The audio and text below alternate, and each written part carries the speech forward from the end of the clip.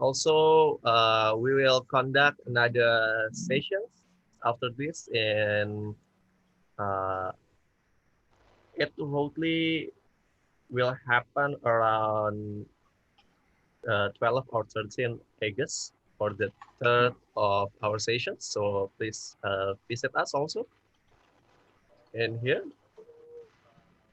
And okay, and then there are another song I need to put. Yes, so it's already live, and we will starting in 5 minutes after some of the attendants will came. And this session it will be moderated by Irshad again. Thank you, Irshad. Hello, Irshad. And also there are two panelists that already came. First one is Roi, and the second one is Awaludin. Yeah.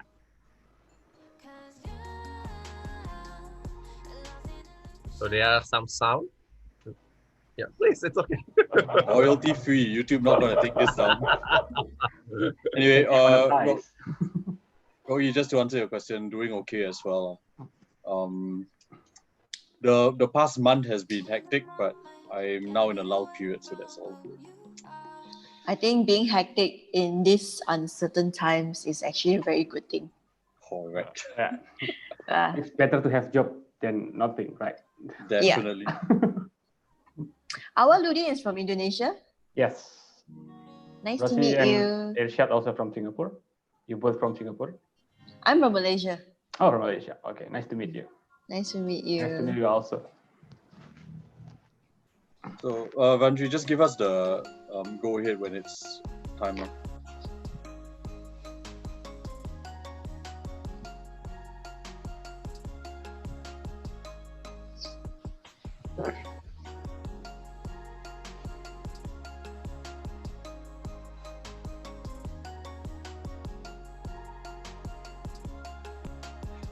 Hi, Daniel. Yeah, Daniel is one the only participant. It's okay. Yeah, we can wait.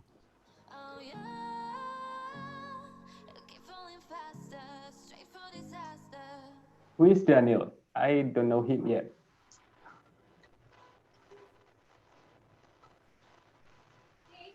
Oh dear, this is not royalty free. Wait.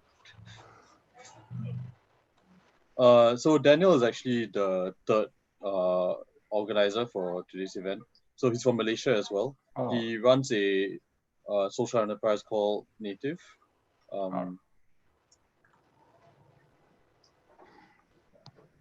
Maybe after the session, like we could track him into the panel as well. Actually, so Ludin, the only things I know about you are on your LinkedIn as well as like the stuff that I've read online as well for Timba. But just gonna dig into a little bit about what you're doing right now as well, because I'm not sure whether the website is telling the full story also. Rocky, ask you, should I be introducing you as like the founder of Safe Space, or should I be introducing you as the founder of Project Naked? Both.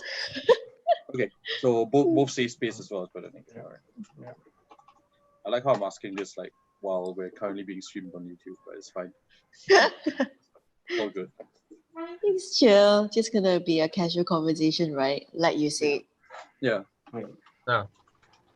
Casual conversation. Yeah.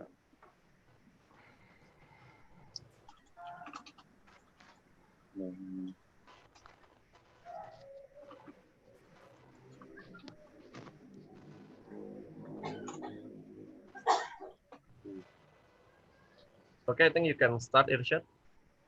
All right.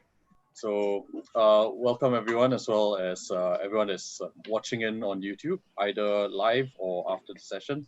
So let me introduce myself. My name is Irshad. I come from a organization called Young Sustainable Impact Southeast Asia. This initiative called Ordinary People Achieving Impact is a collaboration between myself, Ivandri, as well as Daniel, all of whom we kind of met together during the Changemaker Exchange program in 2019 in Hangzhou, China. So today, we are joined by two very, very special guests. We have Awaluddin from Indonesia and Rocky from Malaysia. So okay, how should we order you guys? Like, okay, so you know what? I'll just introduce you guys, and then like I'll just throw out the question, and whoever feels comfortable answering, just hop Just on make it right ahead. visual. Yep. Okay, so Awaluddin is the founder of Timba, and Rocky is the founder of Project Naked as well as Safe Space. So rather than me giving the introduction about them, I want to throw the question to you guys actually to give us an introduction on the work that you do, and yeah, like the journey behind like how you got about doing it. I think you can go first. Oh, me. Okay, first. You should mention the name. Okay. Oh yeah, sorry about that. Like from I'm here going on first. I'm going first. Okay. Go ahead. I'm Awaluddin. I'm actually currently managing a social enterprise called Timba. Basically, we work on art and crafting industry in Indonesia. Basically, we call it as a collaboration space. We make it a community maker space to connect local artisan with designers, with people, and encourage them to make product from waste.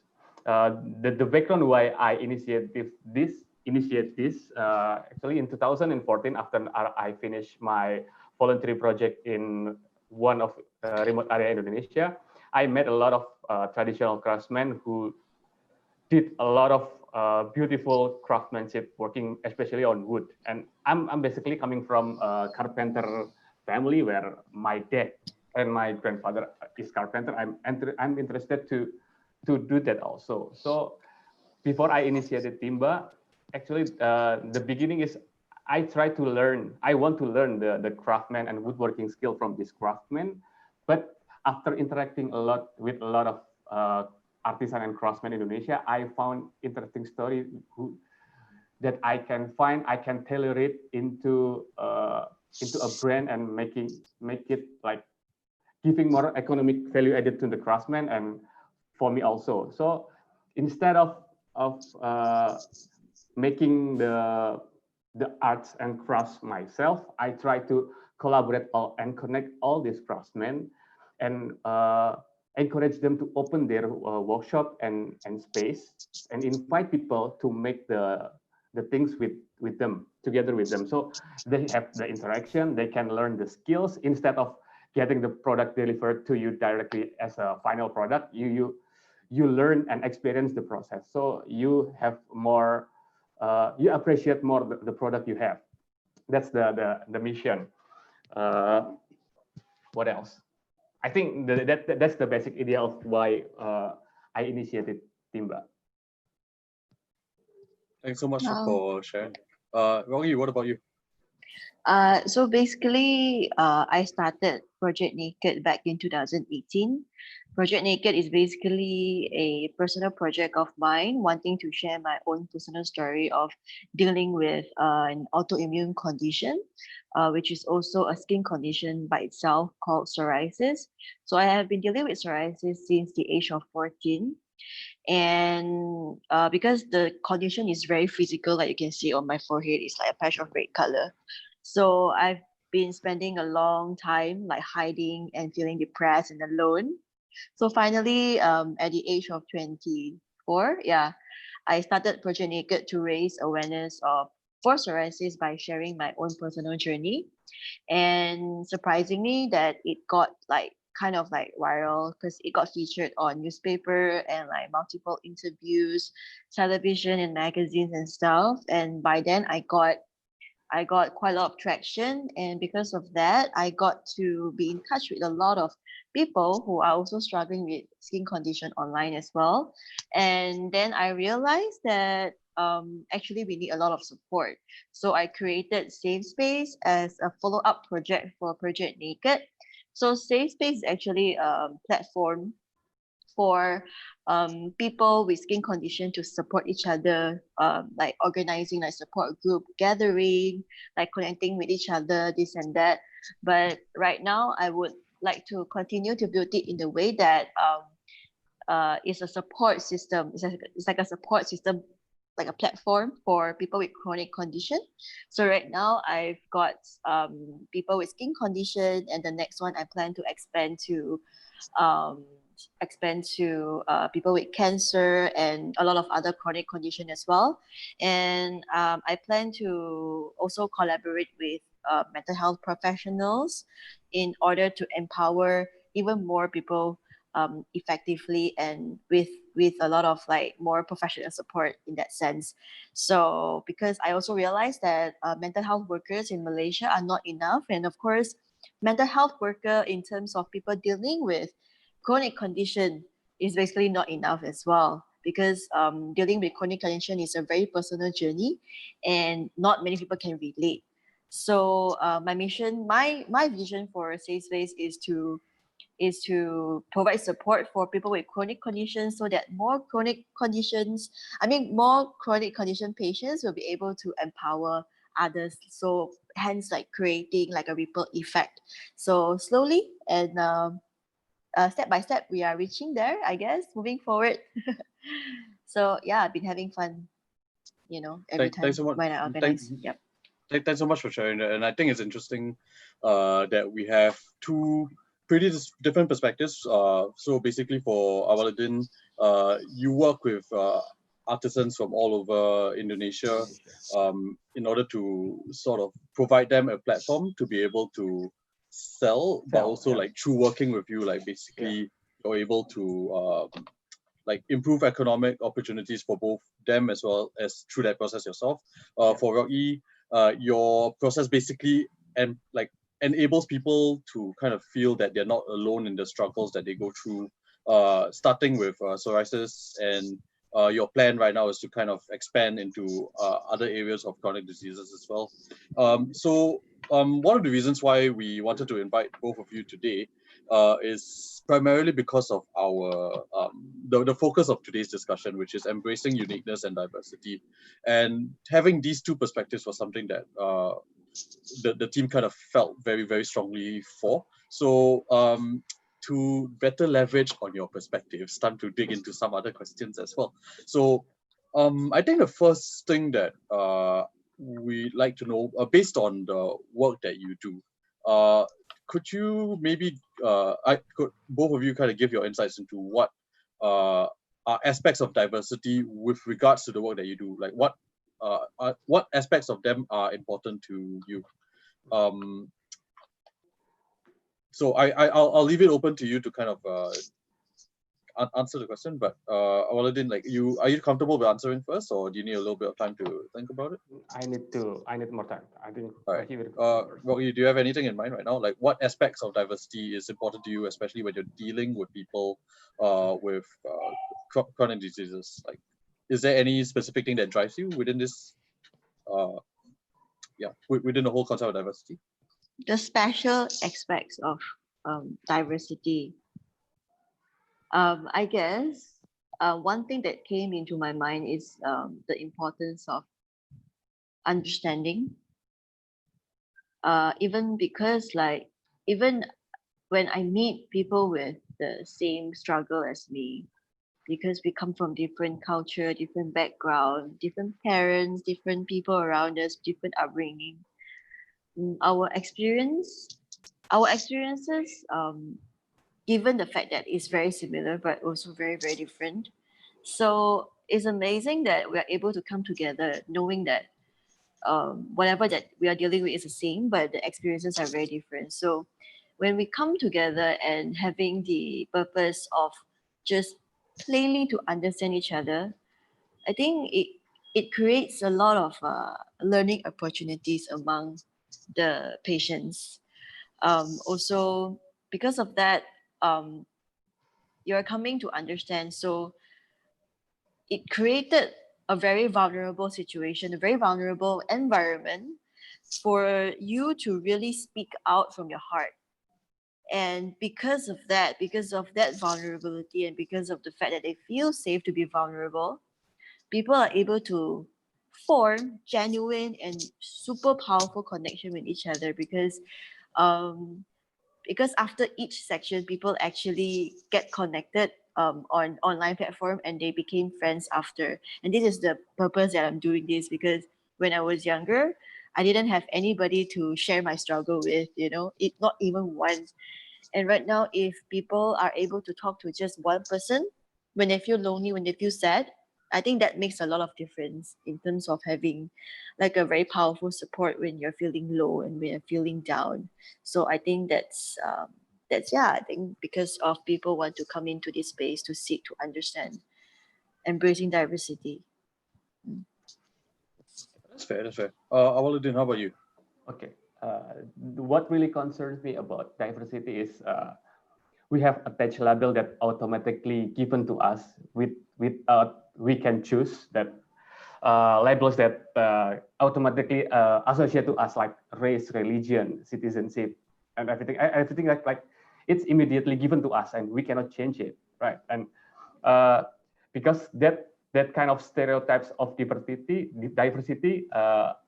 we are having different level of opportunity. Like as example, with that stereotypes, we even though we not knowing each other and without knowing what the difference is, because of that stereotypes, we are unable to collaborate. Like as example, we cannot easily collaborate Israeli and Palestinian, North and South Korean person. Then and that will reduce the opportunity to collaborate. Because for me, diversity is an opportunity to collaborate and learn from the good things from other side and combine it with the good thing from our side and make our society better by combining it by combining this. But if we attach with that label, with that stereotype that we cannot, it's not our responsibility, right? uh, it becomes the burden to people to learn a good thing from others. I think that's really the concern. And I experienced myself how opportunity changed my life, because I'm coming from rural area, and then my family is not have really privilege to access an education, and I have an opportunity and having a scholarship. I get the information to have scholarship to continue to university degree, and that really changed my life because that because of that opportunity, I can meet another people from different background, different culture, and everything, and I learned a lot, and probably then that increasing the possibility to collaborate with them in the future.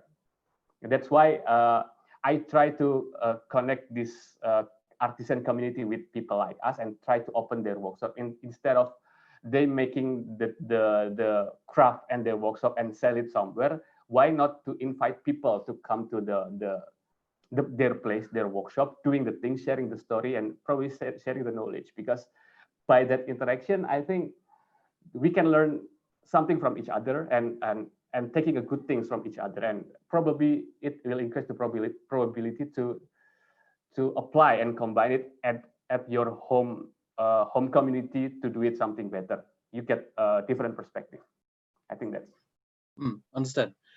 So I think the perspectives that both of you kind of provided so far, which I really appreciated, is like more on the macro aspects of like why diversity is kind of important. So I want to use this opportunity to sort of drill down into slightly more specific stories and also add that element of uniqueness into the mix. So were there any specific instances where within both of the contexts in which you work, either working with like artisans or working with people with chronic like conditions, like whereby you've met someone that was particularly unique, that wasn't really that easy, or rather, where the situation where you're working with that person wasn't that easy to begin with. Is there a story that you can kind of share? Like, if there isn't, that's fine. But like, is there a short story that you can share whereby there was a very unique situation, there was a very unique person you were working with, where at first the situation was sort of difficult, but over time you kind of saw a particular strength as a result of that uniqueness that was observed. So either with regards to like the many different artisans that you've met, or with regards to the different types of people and the way that they handle their own chronic conditions. Yeah. So, I can go first, maybe. sure. Okay. one of our first network artisan called we call it Mas Nano. He's coming from Yogyakarta and already worked with art for 9 years, and he went to really different sector of craft. He already going with silver, already working with coconut peat, with ceramics, and finally with woods. And he actually have a unique methodology to create the craft. He has his own methodology. He has his own approach in selecting the materials, how to finish it with really natural finishing material, non-toxic and everything. And he also already have a beneficiaries he worked with, like dropout high school student from the rural area and everything. But the thing is, he doesn't get the opportunity to speak up and to write and to tell the story to the audience. So even though he already doing a great job in my perspective, even though he already doing all the SDGs thing and empowerment things, he don't have the channel to tell the story and have the opportunity to access another and bigger audience. Probably if he had the opportunity, he can expand his impact to his community, and he can share and replicate his initiative to other region. But because he doesn't have that opportunity, he only creating impact within his surrounding. So meeting Mas Nano, and then I tried to connect him with several designers and several person, and finally in 2016 he made his first appearance in international exhibition and working with I think one celebrity from Malaysia, I guess, who support him, and it's become achievement for him, but also it's a good story to tell, and he reach a wider audience to tell his story, and he's become one of our master craftsmen now. Very nice. Roy, what about you? For me, I don't have much of an experience working like closely with other people, but I do face difficulties in terms of if I want to expand safe space, like let's say, if I want to encourage somebody else from somewhere else to organize a session on their own and from their own community, I will be worried because, like I say, because different people come from different culture, different background, and different experiences, and the messages that they carry on themselves and spread across the community is also very, very different. Because I personally also believe in our personal beliefs and our personal energy as well. So, and because same space session is such an intimate session, so I'm very, very careful in selecting people to work with and then to also organize any sort of session. So I do deal with difficulties when it comes to that, but I managed to work together with this girl from Indonesia.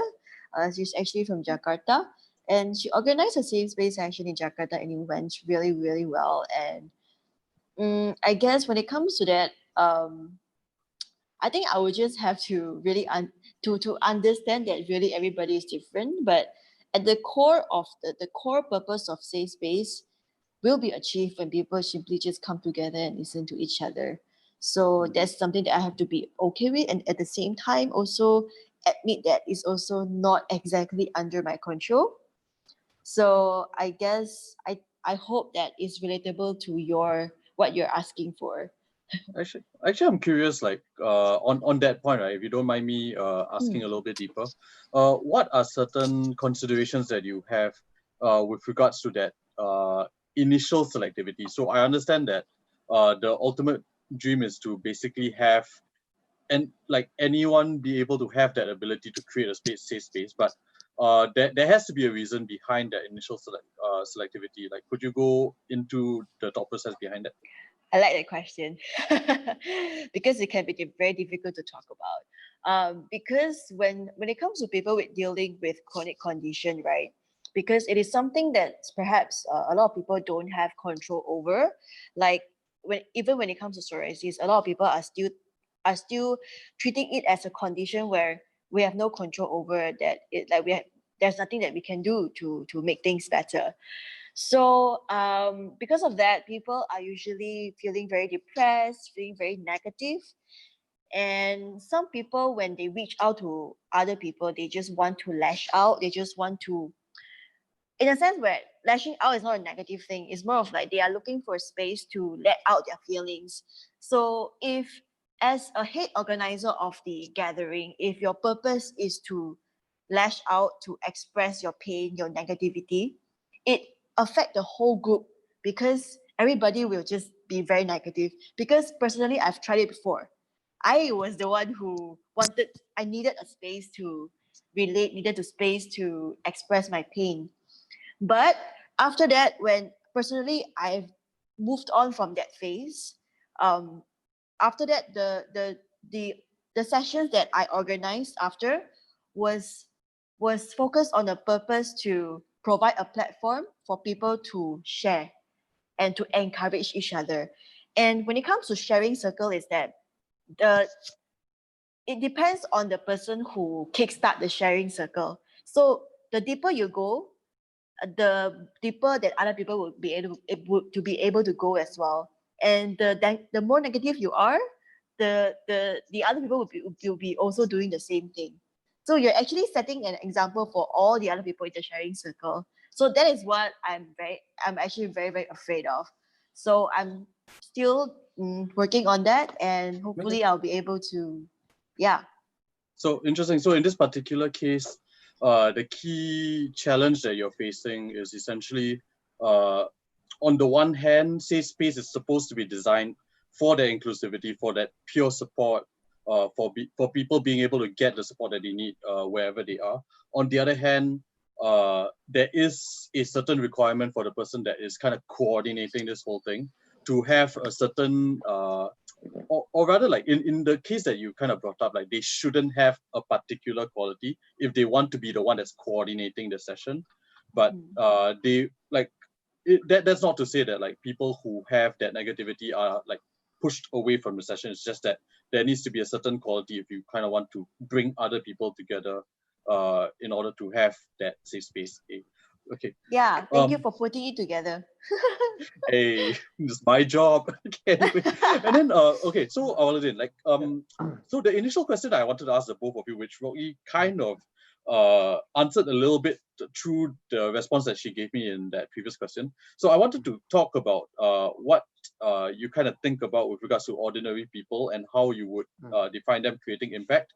I'm going to tweak the question a little bit to kind of have a slightly more direct context to you. So in your particular case, you deal with a wide range of artisans, and it's one of those cases where it's pretty much a partnership, because on the one hand, you provide a platform and you provide a certain degree of branding, but at the same time, you're working together with many, many, many different groups of people.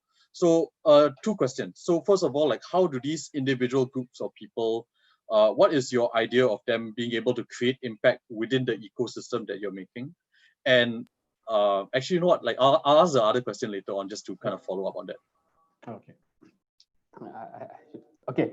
So the people I work with, especially the artisan, they're already creating impact and make all the things before I was there. So they already have the skill to make things. They already have the community they work with, and I just tailor it together and try to give insight for them by connecting with the real customer, with the designers, or to meet them with, to connect them with the marketer who know the market demand. So basically, they already do something. I just need to improve their work and try to. I have a background in engineering and design too, so I have my own purpose to make my design. I need them to realize my design. I only have ability to design, but I have no capability to own production. So I have to engage them to make my product come to real. So before that, they're already creating impact. I just tailoring them. So related to the question, actually, Yeah, I only create a platform to make them to collaborate and know each other and share the insight, because every artisan have their own trademark and methodology. And in Indonesia, with so many hundreds of ethnicity and very different cultural background and geographic, they probably find something different from the material, from the methodology, from the philosophy they learn. So at the end, I want uh, all the good things they have at their culture to be combined, because actually the traditional artisan for decades, even from centuries, they tend to make everything as their ancestors told them to. So there are very little innovation in their methodology. So the artisan probably already making one kind of bowl from centuries ago, without realizing that the trend is changing, and the channel to sell is changing, the methodology also changing. There are better methodology to create better product, create more product, and then to sell it and to tell the story, everything they have in their culture, which is really unique and really rich. But without being connected with the right person, it will be disappear, because all the artisan mostly now, it's very rare for me to see an artisan who have like in their 20s or 30s. Most of them are 40s, 50s. And in my perspective, when these people pass away, we lost of big books of big history books we lost, because their knowledge is not written, right? They are only being told by experience. So by connecting these people, I think there will be in my language will be encyclopedia of artisan and craftsmen in Indonesia. I hope like that. Interesting. So the main point that kind of sticks out for me is that by continuing their craft and by basically doing the work that they do, Yeah. they are the ones that are basically already making an impact by creating, by making sure that the art and the craft is kept alive. And Yeah. in a sense, your role in it is basically to just provide them that space and the opportunity to make sure that they will continue being able to do so, not just Yeah. from a livelihood perspective, but also Yeah. to make sure that the stories continue to live, but also they will be able to, through their own ways, Yeah. like be able to innovate on their craft as well, while maintaining that very strong heritage behind it. So Yeah. that's very cool. But I want to take a note, because Sure. uh, uh, why this community of artisan is disappearing, because they cannot meet the market demand from now. That's why I connect them with the marketer, with the potential future customer for them. So Mm, the skills and the knowledge will be more appealing to a person like millennials, I can say, where when people in the young age appeal and attracted to the product, it will create demand. And at the end of the day, if we cannot provide a good livelihood, or there are no market or demand for that product, everything will be disappear, right? How good is yeah. it? So I mean, that's the point. at the end of the day, it sounds like a team effort, lah. Like the platform Yeah, cannot exist without the artisans, and the artisans, not say they cannot exist without the platforms, but the platform surely helps quite yeah, a bit, lah. it will accelerate. I wish. Fingers crossed. Like I'm confident that it will be able to do so. All right. So I'm going to ask a couple more questions on my side, and then we'll be going on to the audience questions. We have two of them, so I'll be. You guys can look at the audience questions while Yeah. while this is going on, like trying to think about your responses. In the meantime, I do want to ask a little bit more about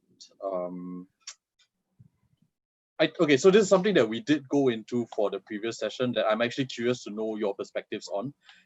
It's also going to be a question that I'll be asking for like all the different talks later on, just to kind of see all the different perspectives about this. But I was curious as to whether or not beyond your direct beneficiaries, or like beyond the people that you work with directly, do you feel that people around us, or like people in general, are inherently looking to create an impact?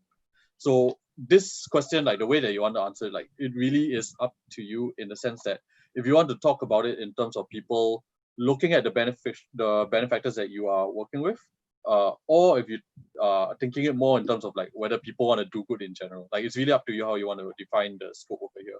But I'm curious as to what your thoughts are with regards to whether people are looking to create impact in general. I think for me, right, I just look at things in a very, very simple way. And I believe that the very nature, I mean, the very essence of human nature is that if we can, in most of the case, we can actually, is that we are our helping people is in our human nature. And I think that when it comes, if you define your results of your action as impact, I would just say that it's I think it's a very, very natural things to do. Like even when I was organizing like sessions, like in a very intimate sessions, just by being yourselves, just by sharing your story, you're already helping other people. So how if this kind of impact is unable to measure it, so does it really count as impact? So personally for me is that like let's say like the fact that I've already like just me being myself, just me posting my own skin condition on my social media. So how do you measure the impact of that? So I think a lot of people, I think right now, because I think we are very, how I put it, like we want to measure everything so that we can show other people, right? So for me, right, I find that kind of stressful because like not everything that you do is able to be shown. Like for example, if you picked up a trash from the floor, yeah, you're already helping the world to become cleaner. So how do you measure that? Like what does it matter? Like the numbers represent the magnitude of your action and your intention. You know what I mean? So I think that's all I want to say. Sure. But I think the main thing that I gleaned from your answer is that like on a fundamental level, like people are looking to do good. You have certain concerns about like how to like when people have that desire to also measure as well as like to kind of know that they're doing good. But like I think fundamentally like your perspective on it is that people want to do good lah. Okay, that sounds good. Awaluddin, how about you? Okay, I think as Rossi said, it's a human nature for us to show and to prove ourselves to others. And humankind is a social organism, right? We cannot live without other person being us. And by connecting ourselves with others, it makes for me it's about creating impact, even though it's negative or positive. Making people jealous is creating impact also, right? So it's a human nature to us when we connect with other person or with other things, even with the nature and with everything. We tend to create impact because what can I say? We need to prove ourselves to others, right? When we connect with others, we want to prove everything to others. Even with the nature, it's about creating impact, right? Even though it's small, even though it's the impact of jealous only creating pride for ourselves, it's already creating impact, even though it's negative, right? So it's a human nature to create impact for others. When we try to connect with others, we try to impact each other, creating impact to each other.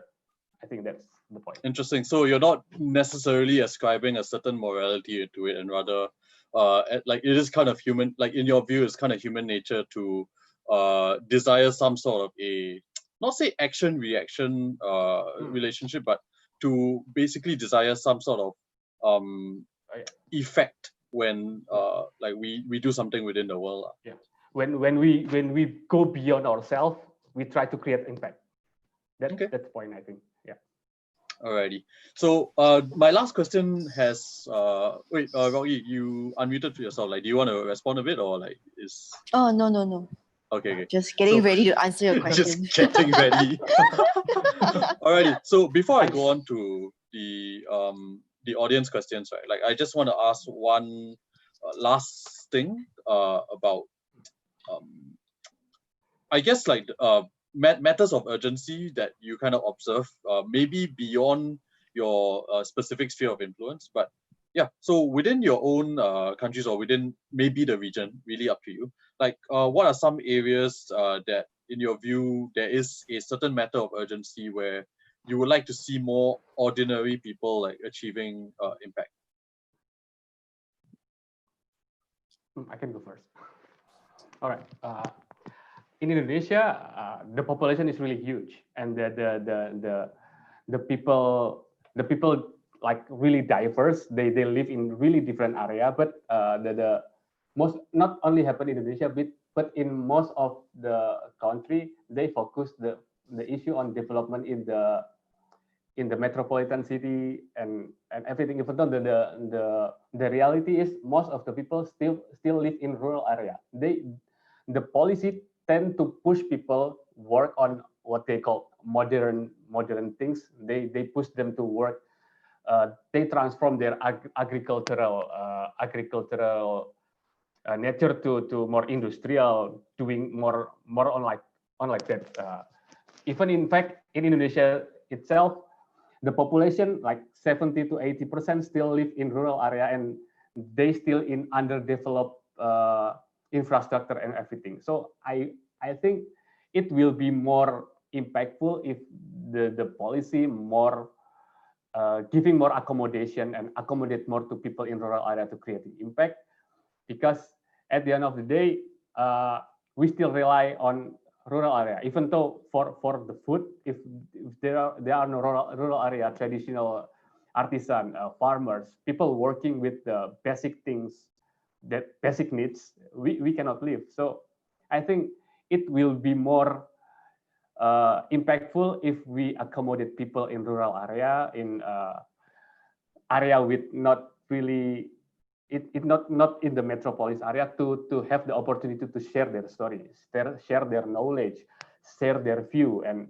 we have the channel to make it like we provide the channel to these people, these ordinary people, to speak and have access to the policymaker. So their voice will be heard, their voice will be considered. Because most of the time in our society, the person we heard is mostly the businessman who create a huge profit or making a big factory and everything. But we never heard, never hear, and never accommodate the majority of people who actually have their own perspective. And sometimes their perspective is really simple, but actually it's actually essential for our life. Mhm. So basically, you kind of feel that there's a certain urgency to not just provide more structural support to people in rural areas, but also to provide them access to both the policy making process as well as like just giving them like a stronger voice in general. Yeah. Okay. All right. Rocky, what about you? For me, when it comes to this, is that I think there's an urgency for people to be themselves. So in this area specifically, I'm referring to people with any form of disability, because Mm. I myself, when I was younger, because of this chronic condition, I actually had to stop studying for a while. I actually had to take a break from life, and disappear from life for a while, because there was so much shame and so much frustration. So I think if people are empowered to a point where they're able to be themselves, where they voice out their demand, and they show up as themselves, and they take up space for themselves, is that you are admitting to we are admitting to our weaknesses, as well as we are also riding on our strength. And just Mm. by being ourselves, so we can actually how would I say, inspire a lot of projects. Like, for example, there's this project in New York. They are creating like a swimwear for people with chronic condition. Like, for example, like for people with kidney problem, they're actually carrying a pouch outside of their body, because it's for their kidney. And so yeah, they create all these special products for them, just like having like some like this kind of special how would I put it, like if you're voicing out means that you are showing other people that you exist, and because of that, people understand that you have different needs, and the community around you will change according to your needs because there's a demand. So after that, slowly, because of awareness, because of all these people started to empower even more people, and perhaps we can encourage even more changes when it comes to disability facilities, for example, or maybe like the change in company policy that they are able to support people with disabilities. And like you'll be surprised, people with disability, their employment rate is actually pretty low. And Mm. also slowly we're able to move up to the government level to have changes in the government policy in the nationwide. So that's my answer. Understand. So giving people both the confidence as well as the ability to be able to be themselves, be it if they have chronic conditions or like certain disabilities or really any, like I think it's something that's pretty much generalizable from there. Mm. All right. Okay, so I'm gonna move on to the audience questions. So we have a couple, like both of them are specific to each of you. So maybe I'll start with the one for Awaluddin. So we have a question which I'm gonna press the answer live button because we can do that. Uh, so the question is like, do you think that the artisans that you have worked with were already aware of the value of their skills before they met you? They actually have their own awareness on their own perspective. They already have, they already know the value of their product, their skill, and everything. But that's why I'm pointing out the importance of opportunity and channel to speak, because when you Mm. only talk with the neighborhood about your value, it will creating no the magnitude will be small, right? But if you have channel to speak with, I could say President Obama as example, the magnitude will be huge, right? Mm. So the people already don't know the value, but because they have no access to in the information, what the demand now and everything, they cannot scaling their impact. They cannot tell the story. It will be different if they know the information and everything. As example, I work with Craftsman since 2015, only 5 years. But Mm. because I know what is SDGs, what the channel to speak and everything, like opportunity comes to me, the scholarship, the invitation to speak and everything, they come to me, even though I only knew about, I think I know nothing about craftsmanship and woodworking, right? But because I know the channel, I know why to speak, how to find the opportunity, how to find the right person to talk to and to collaborate to, I have more opportunity to create impact, right? Compared to Mm. the artisan who already work with and perfecting their skill for decades and already implementing the sustainability. They cut the trees with the ritual with some kind of restriction. They already knew it and they already apply it for decades. But because they have no channel, have no opportunity and everything, they being left out, they're being marginalized compared to us, a youngster who knew nothing but know the market demand and know the channel. We can just rise up, kind Mm. of it.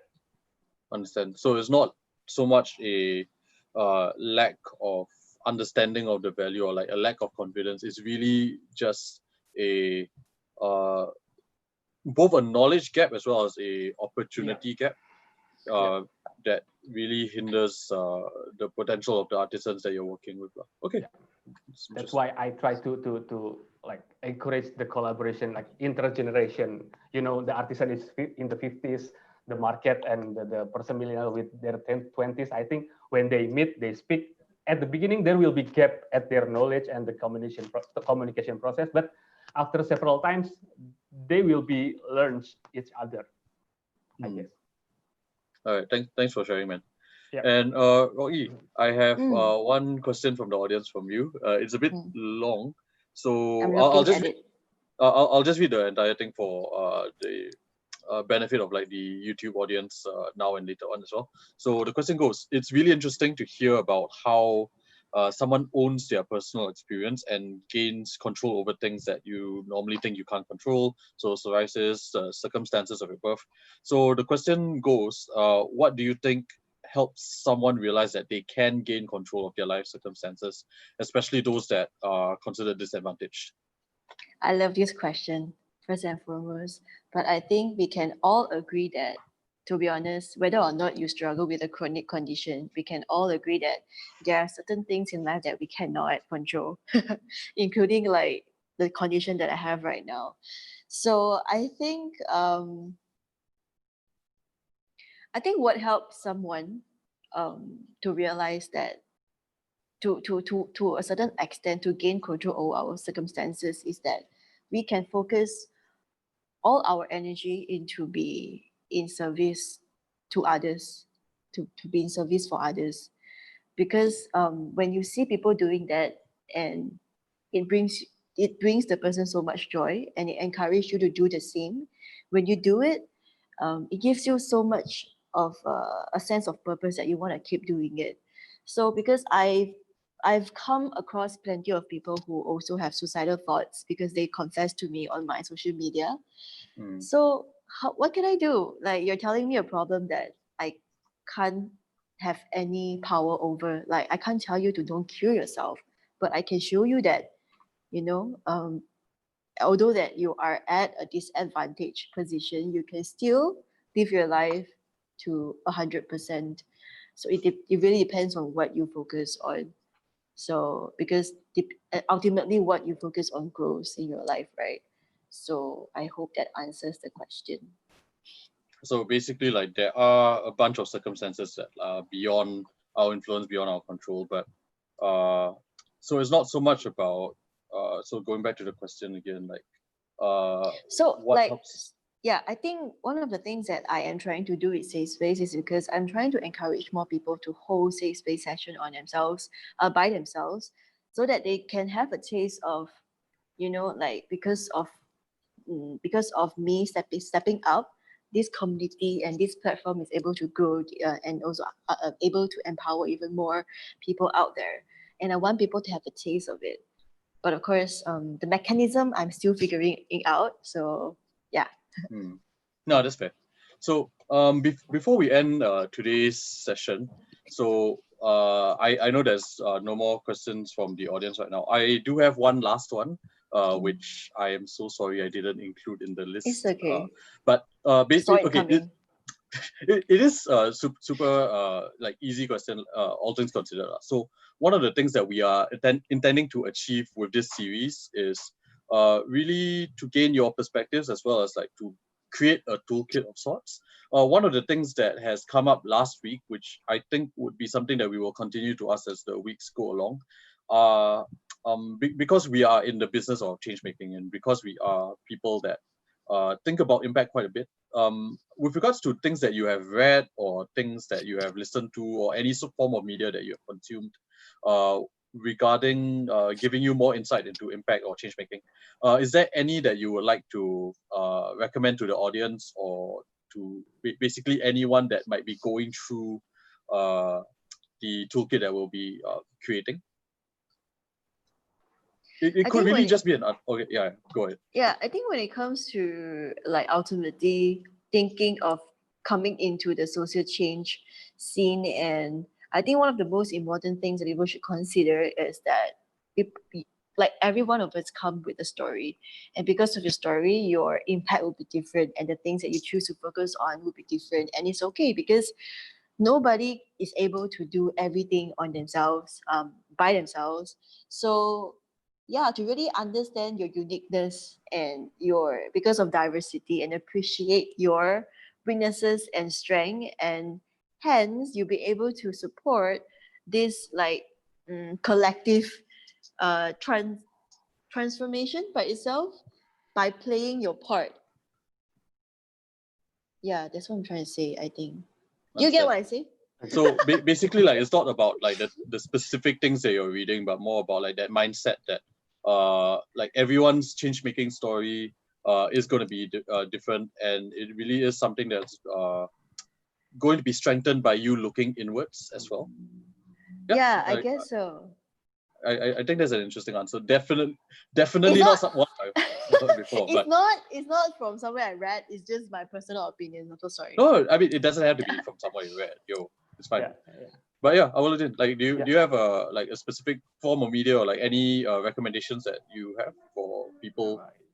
Like Roy said, we play our part, and not everyone can do all the parts. So the key point is we can solve the problem by collaborate. I think that's the point. Okay, understand. Yeah. All right, guys. And any last things that you want to mention to the audience, like anything on your mind or anything you want to plug? No, All I'm right. blank. Roy, how about you? Huh?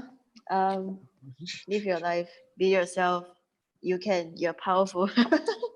Love it. All right, guys.